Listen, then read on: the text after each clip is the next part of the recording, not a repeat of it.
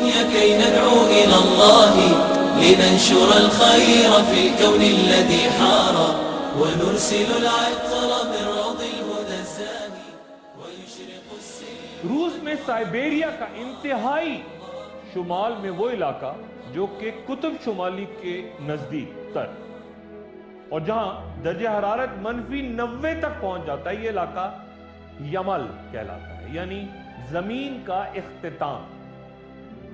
بیان ہوتا ہے کہ دنیا میں قدرتی گیس کے سب سے بڑے ذخائر اس علاقے میں، جس کے باعث یہاں حالیہ برسوں میں گیس تلاش کرتی چند بڑی ملٹی نیشنل کمپنیز نے ڈیرا ڈالا. لیکن یہاں کے اصل اور قدیم باشندے انتہائی مختصر تعداد میں دیگر دنیا سے مکمل طور پر الگ زندگی گزارنے کے عادی ہیں. ایک بہت مشکل دشوار زندگی. جولائی 2014 میں وہاں پرواز کرتے ہیلی کاپٹرز کے پائلٹس اچانک چونک پڑے جب انہوں نے اچانک زمین میں 30 میٹر چوڑا ایک سوراخ دیکھا. آس پاس کے علاقوں سے کئی سائنسداں وہاں پہنچنا شروع ہوئے تو پتا چلا کہ صرف یہی نہیں بلکہ ایسے کئی مقامات اس علاقے میں ہیں جہاں انتہائی پراسرار انداز میں زمین اندر دھسی ہوئی ہے، ایک کریٹر کی صورت میں. کسی نے دعویٰ کیا کہ شہاب ثاقب کے کچھ بھٹکتے ٹکڑے یہاں آ کے گرے ہیں اور کچھ کا کہنا یہ تھا کہ زیر زمین گیسوں نے سطح کو بھرپور دباؤ کی وجہ سے اندر نگل لیا.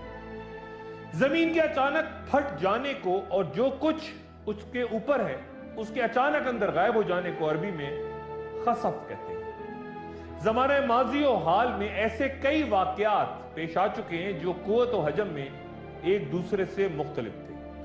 آخر زمان کی ایک اہم علامت کبریٰ یا بڑی نشانی 3 مقامات پر خسف کا ہونا ہے، لیکن جن خسوف کا ذکر احادیث میں ملتا ہے ان کی خاص حیثیت ہوگی اور ان کی خبر آخری دور میں اچانک چاروں طرف پھیل جائے گی.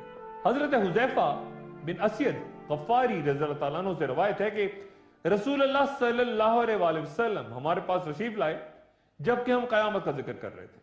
رسول اللہ صلی اللہ علیہ وآلہ وسلم نے فرمایا کہ تم کس چیز کا ذکر کر رہے ہو؟ ہم نے عرض کی کہ ہم قیامت کا ذکر کر رہے ہیں.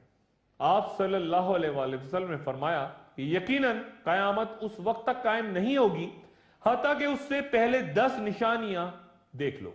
پھر آپ نے ذکر کیا دھواں، خروج دجال، خروج دابہ، سورج کا مغرب سے طلوع ہونا، حضرت عیسیٰ ابن مریم کا نزول، خروج یاجوج و ماجوج، مشرق و مغرب اور جزیرہ نماء عرب میں زمین کا دھنس جانا، اور سب سے آخر میں جو علامت ظاہر ہوگی وہ یمن سے ایک آگ ہوگی جو لوگوں کو ان کے محشر یعنی شام کی طرف دھکیلتی ہوئی لے جائے گی.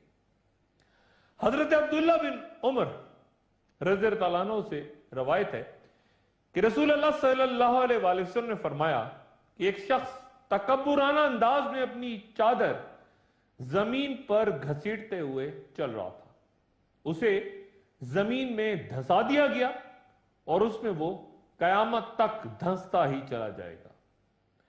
حضرت انس رضی اللہ عنہ سے روایت ہے کہ رسول اللہ صلی اللہ علیہ وآلہ وسلم نے فرمایا کہ اے انس، لوگ مختلف شہروں میں رہائش اختیار کریں گے.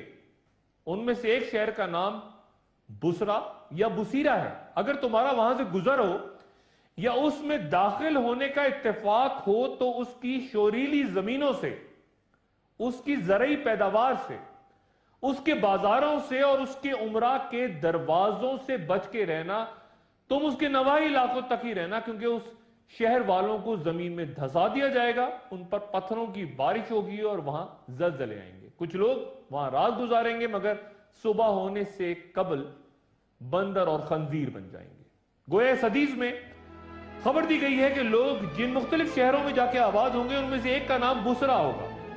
آپ صلی اللہ علیہ وآلہ وسلم خبردار فرماتے ہیں کہ اس شہر کی شوریلی زمینوں، نباتات، بازاروں سے بھی بچ کے رہ جائے جہاں لوگ جمع ہوتے ہیں یا خریداری کرتے ہیں. اور آپ صلی اللہ علیہ وآلہ وسلم نے انہیں ظالم حکمرانوں کے دروازوں تک جانے سے بھی روکا کیونکہ شہر میں زمین دھنسنے، پتھر برسنے، زلزلے برپا ہونے اور شکلیں مسخ ہونے کے واقعات ہوں گے، اور آپ صلی اللہ علیہ وسلم نے بصرہ کے گرد و نواح میں رہنے کی ہدایت فرمائی۔ زمین دھسنے کے جن 3 واقعات کا تذکرہ آخر الزماں میں ہے، محققین کے مطابق مشرق میں وہ کہیں مشرق بعید، مغرب میں کسی مغربی ملک میں، اور جزیرہ عرب میں مدینہ منورہ میں میدان بیضا میں۔ اللہ اکبر اللہ اللہ اللہ اکبر لا الہ